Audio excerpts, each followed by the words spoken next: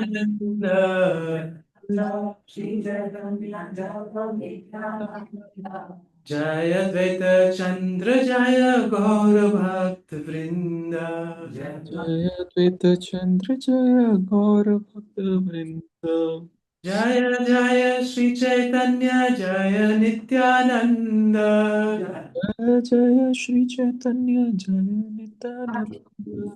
Jaya Dvaita Chandra Jaya Gaura Bhakta Vrinda. Dvaita Chandra Jaya Gaura.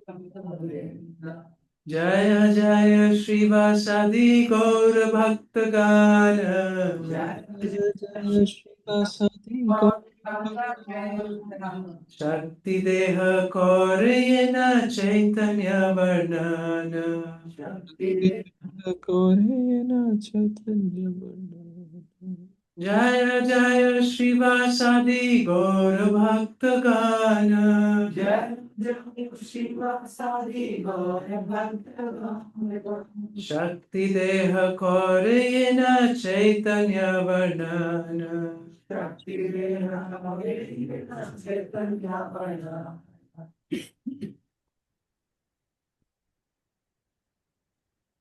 So we'll recite this verse one more time.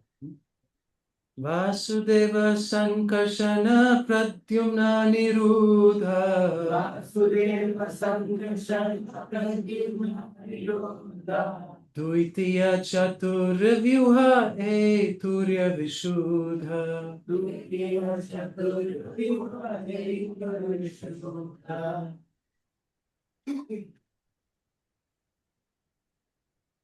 Now, in this verse, Krishnadas Kaviraj Goswami is explaining, he's introducing the second Chaturvyuha. So just to recap, Krishna expands into Balarāma. And Balarāma expands into the first quadruple expansion, the first Chaturvyuha. He expands into Vasudeva, and Vasudeva expands into Sankarshan. Sankarshan expands into Aniruddha, and Aniruddha, Pradyumna, and then Aniruddha. Okay. And then what happens is that from Sankarshan, who comes? Narayan.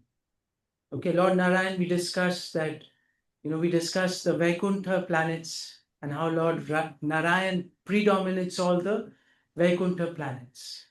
So I'll give you a little diagram later this week. I wanted to do it this time, but I just didn't get time. And I saw there was another diagram. It has a few errors, so I didn't want to share that with you. So from Sankarshan comes who? Narayan, Lord Narayan. And then from Lord Narayan comes the second Chaturvyuha. Okay, which is being referred to here. And they are purely transcendental, right? Turiya Vishuddha. So they are pure, they're free from all material contamination, and they are Turiya. Turiya means fourth dimension, completely transcendental. Just like Krishna himself, they are completely transcendental. Okay. Now, what is the role of the Chaturvyuha? They take care of all the spiritual, the cosmic maintenance in Krishna Lok. Right? And they also, this second one takes care of the maintenance in the Vaikuntha planets. Okay. Is that fine? Everyone is clear up till now? Yes, so the first quadruple expansion, they take care of all the, you could say, all the maintenance of the spiritual atmosphere in Krishna Lok. And Krishna Lok is composed of three parts. What are the three parts? Gokul, Dwarka, and Mathura. Yes, Gokul, Dwarka, and Mathura. Okay. So one set of quadruple expansion over there. Then the next quadruple expansion is in the Vaikuntha planets. This is the second quadruple expansion. And pretty much, so it's explained that according to Rupa Goswami, I'll just give you a quick overview of the. So all four, they have different, complexions, different characteristics, and different roles. So Prabhupada explains that just in very brief. Just let me put that up.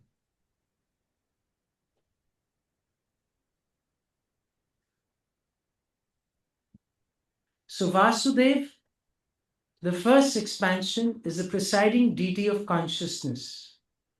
Okay.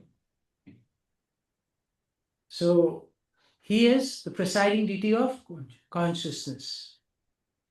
Then Sankarshan comes from Vasudev and is the presiding deity of the ego, Ahankar.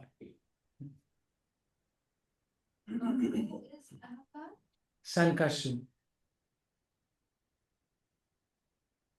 And with in the purport it is written Aniruddha is Ahankar. No, that is according to Shankaracharya. Don't get into that right now.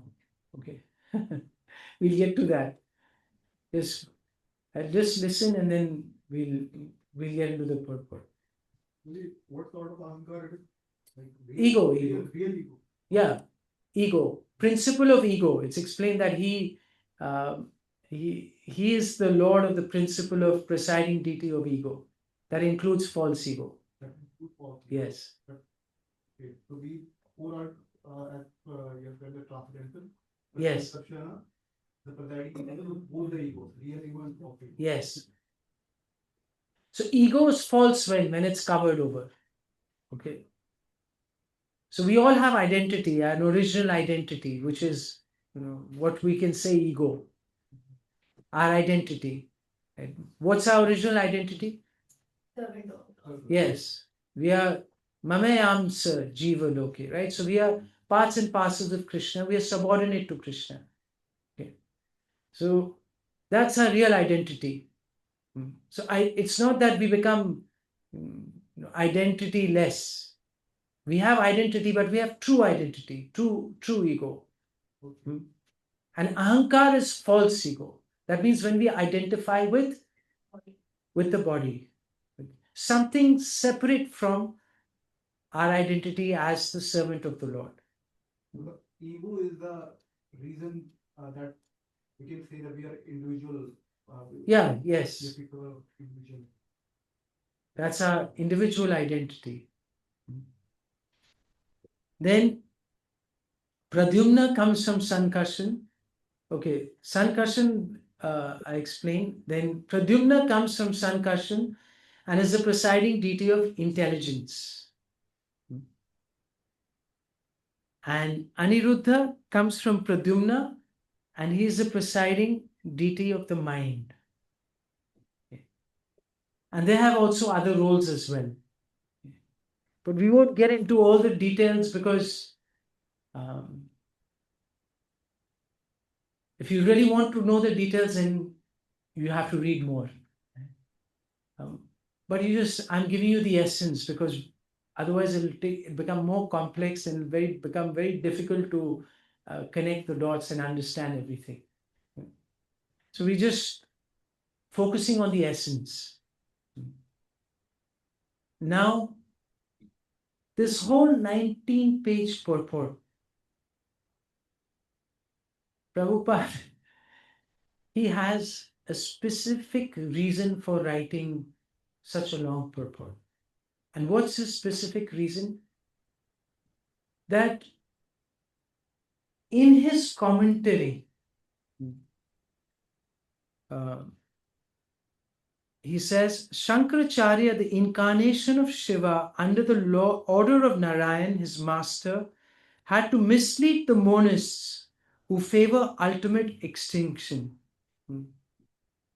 So what does he do? That he has given a misleading explanation of the quadruple form in his interpretation of the 42nd aphorism of chapter 2 of the second khanda of the Vedanta Sutra.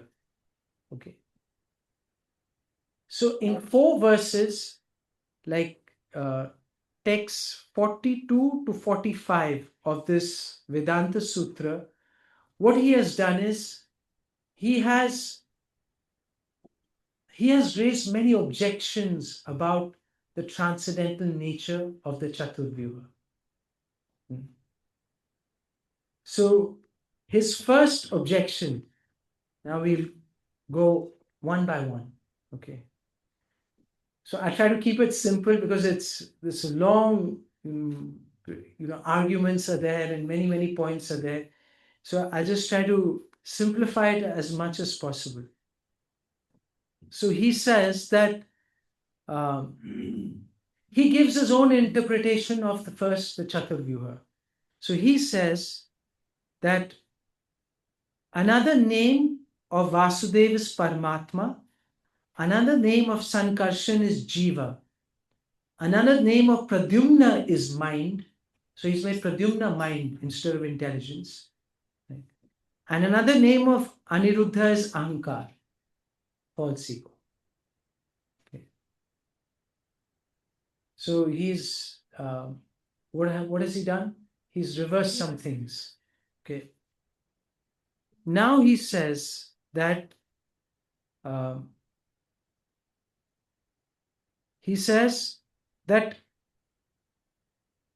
I must protest the idea that Sankarshan is produced from Vasudeva, Pradyumna is produced from Sankarshan, and Aniruddha is produced from Pradyumna. And why does he say that? He says if Sankarshan is understood to represent the living entities, and they are created from the body of Vasudeva. So for him, Sankarshan means the living entities. And he's saying, if the living entities are coming from the body of Vasudeva, that means the living entities cannot be eternal. Why? Because for them, form or body is what? Is it eternal or it's temporary? It's temporary. So if Sankarshan, the living entity, is coming from the body of Vasudeva, that means the living entities cannot be eternal. And if they are not eternal, then how can they be freed from material contamination and attain liberation? So they said they would be non-eternal and would have no chance to be liberated and associate with the Supreme Personality of Godhead. Are you understanding his logic? Second part. So he's saying if they are created from material nature at a certain point, then they would be non-eternal. If they're coming from a body that is, they consider material, right? That means the living entities would be non-eternal. They would not be eternal. Right? And if they're not eternal, they would have no chance to be liberated. And if they have no chance to be liberated, that means they will never get to associate with the Supreme Personality of Godhead. Okay. Is that clear? So this is his first objection. That he doesn't accept that one could come from another. Okay. Then, because he says Pradyumna is the mind or the senses, which is considered to represent the senses, and has sprung from Sankarshan, which is considered to represent the living entities. So he's saying, from Sankarshan comes whom? For him, it is Pradyumna, right? And Pradyumna represents the senses or the mind. Okay. And he says, if the mind or the senses are coming from the living entity, how is that possible? That a living entity can create his own senses. Like we have no experience of a living entity creating his own senses. So that's his. So he says that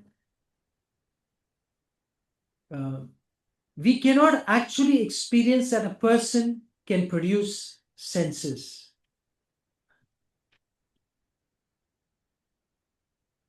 So Shankaracharya says that unless the devotees can show how ego and the means of knowledge can generate from a person, such an explanation of the Vedanta Sutra cannot be accepted, for no other philosophers accept the sutras in that way. So he completely rejects this, that one is coming from another. Then his third objection, which is Sutra number 44. He said that he cannot accept the devotee's idea that Sankarshan, Pradyumna and Aniruddha are equally as powerful as the absolute personality of Godhead. So he doesn't accept that the Chaturvyuha can be equal in power, in opulence, right, in everything with the Supreme Personality of Godhead. And why? He says that if they're equally powerful and equally potent, that means there are many gods. And having many gods means there is no one, Supreme Lord. Do you follow this argument? Why do I feel is right? Huh? Why do I feel is right? Because what he's saying makes sense, that you can't split someone and have the same powers and worship only one person. So, what if that one person could expand in many different forms and still remain that one person? 1 plus 1 is 1. Yeah, 1 plus 1 is 1. 1 times. Yes. Okay. So he is giving an argument from another direction. But the fact that there are many ones doesn't mean that there is no God. According to them, many ones, firstly, they don't buy the fact that they can be equally as powerful, okay? Equally as opulent, equally as beautiful, equally as knowledgeable. They don't think anyone could be equal to the Lord. But if the Lord wants, why can't he expand himself into someone who's equal to him? Why not? Lighting the candle which is given in Brahma. Yes. So why can't the Lord do that? That means by not allowing him to do that, you're denying him a potency. You're putting limitations on God. Just because we can't expand into another person, which we would like. You ask any CEO of any company or any good president, they always I wish I could have another one like me. My friend who's a big, owner of a company, he's always thinking, I wish I could have, I could duplicate myself. Why? Why do they want to duplicate themselves? They can do more. Yeah, they can do more. One person Yeah. can engage in the office and another one can enjoy. And they can do more. Right? And they can make their lives easier. Right? If I can multiply myself, wow. I'll have one person looking after finance, I'll have one of me looking after the marketing, one of me looking after the children. No? So life would be so cool. No? And who can do that? And who is doing it? Lord. Yes, Krishna is doing it. So, okay. So for Shankaracharya and the impersonalists, it may be difficult. But we understand from our acharyas that why is it not possible for the Lord to duplicate himself?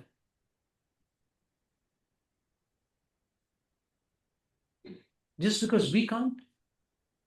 That means we are imposing our material limitations upon the Supreme Lord. So just because Krishna appears as Lord Ram, he appears as Lord Narsingadev, he appears as the three Vishnus, doesn't mean that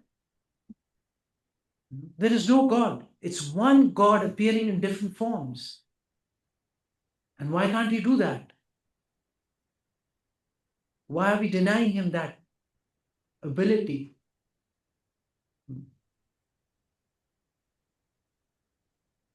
But for them, so that's why Prabhupada says, the devotees accept all these expansions to be one. But why should they restrict oneness to these quadruple expansions? Certainly we should not do so. For all the living entities from Brahma to the insignificant ant are expansions of Vasudev as accepted in all Shrutis and Smritis. And his last argument is, this is his fourth argument, that he says that how can the qualities of God, right, the six opulences, be absolute with the Lord himself, identical with the Lord himself? How can wisdom, wealth, strength, fame, beauty, and renunciation, how can they be identical with the Lord himself? This is impossible. When we say that the Lord's forms, qualities, names, they're all absolute. They're non-different from the Lord. He says, I don't accept, we can't accept that. Because for him, qualities means what? Material. Qualities means material. So how can they be one with the absolute truth, who's beyond everything material? But are God's qualities material? Are God's qualities material? No. No. They're completely spiritual.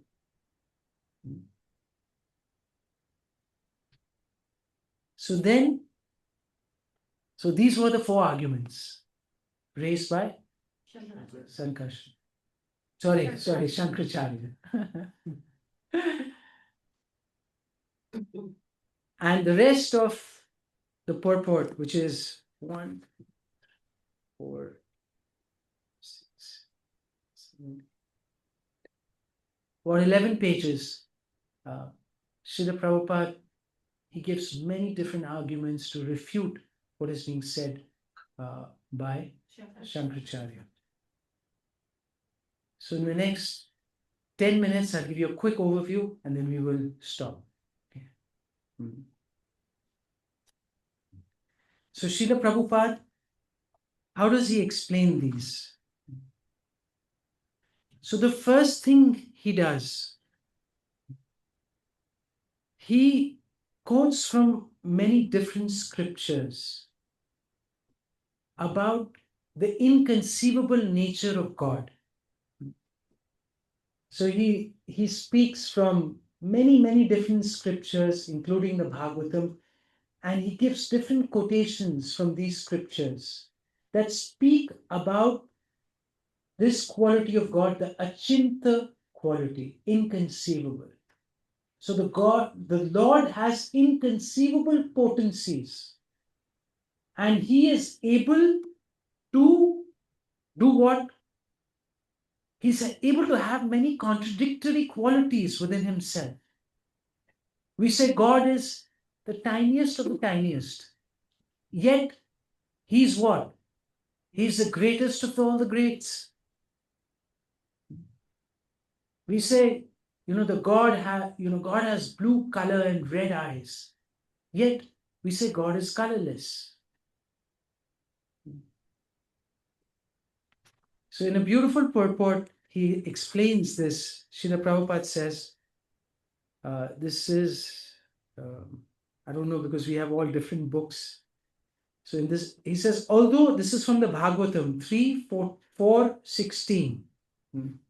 And this explains the inconceivable potency of God. Inconceivable means that with our minds and intelligence and all our analytical ability and all our degrees and all our research background, we can't understand God with our blunt material senses. And this verse is, I'll share with you a verse. So this is this 3.4.16. He says, although the Supreme Personality of Godhead has nothing to do, he nevertheless acts. Does Krishna have anything to do? Right? Does he have to go to work, or does he, he's Atma Rama, he's fully satisfied in himself. Yet, what does he do? He acts. Does he act or not? He performs super duper actions. No? Although he is always unborn, does he appear in this world and he appears to take birth or not? Yes, he does. Right? Although he is fearful to everyone, he flees Mathura in fear of his enemy and to take shelter in a fort. Who else does he become fearful of? Yes, his mother. He runs in fear. And does he have any reason to fear? Is he actually scared? Does God get scared? No. Although he is self-sufficient, he marries 16,000 women. Does he need to marry? Does God have a need to marry? You and I may have the need to marry. कैसे होगा? अकेले कैसे जिएंगे? थोड़ा emotional support चाहिए, कुछ interaction चाहिए, प्यार भरी बातें होंगी, है ना? So we all need that support. But Krishna, he is self-satisfied, and yet he marries 16,000 women. These pastimes seem like bewildering contradictions even to the most intelligent.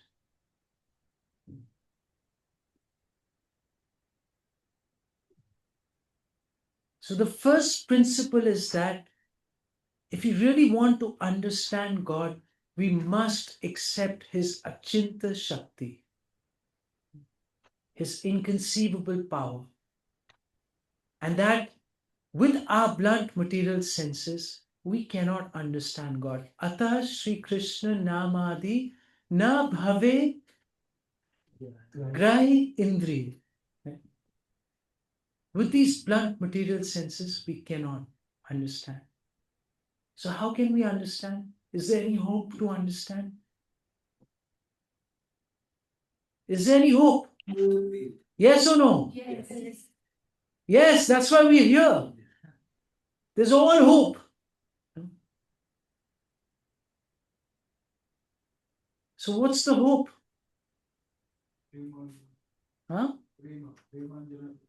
Yeah, but how will you get that? Okay. And how will you get the mercy of the spiritual master? Sevan mukhi hi jivado. Starting, we have to serve.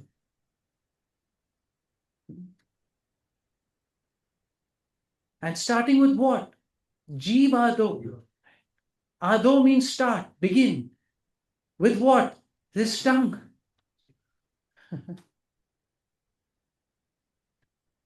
So what can we do with this tongue?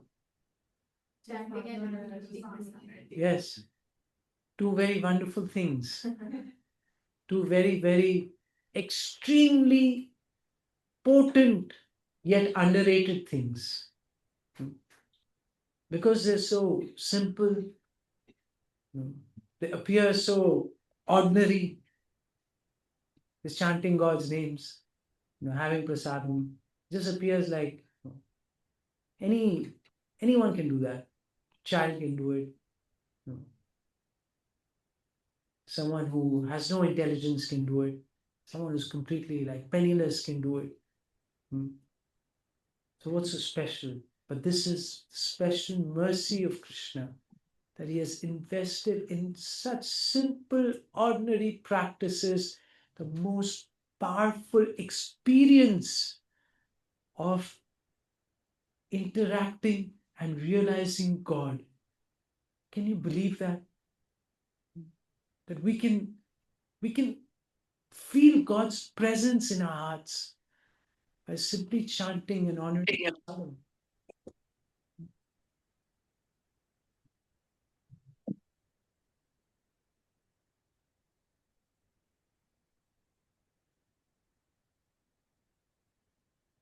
So I think that 7:37. So we'll end here because it'll take a while to. We haven't even gone into. We've just spoken about the first real, just setting the basis for the further arguments that Prabhupada makes. So we'll discuss it like in 10 minutes when we are fresh in the next session. Okay. So if you have any questions, I know you raise your hands. Yes, ma'am. Yes. Yes, like when we are reading Srila Shankaracharya objection, Yes. and he said two types of. So we have said that Lord Balaram has created expansion, Vasudev, Sankarshan, Pradyumna, Aniruddha. So these